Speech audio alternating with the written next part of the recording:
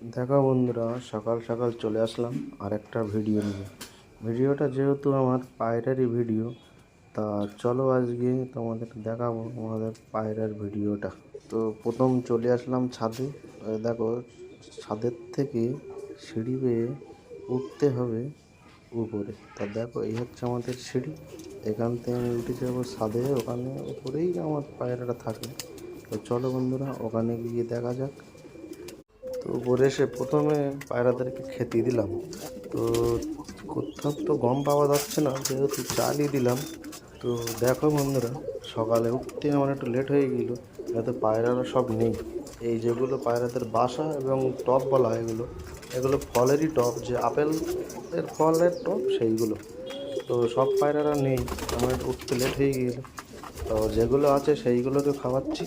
তারা একটু বাদে আসবে, বাদে আসলে তাদেরকে দেবো। তো প্রত্যেকটাই আছে। তো চলো তোমাদের আমি আমার আর এক জোড়া কবুতর দেখাই, যেগুলো আমার সব থেকে প্রিয়।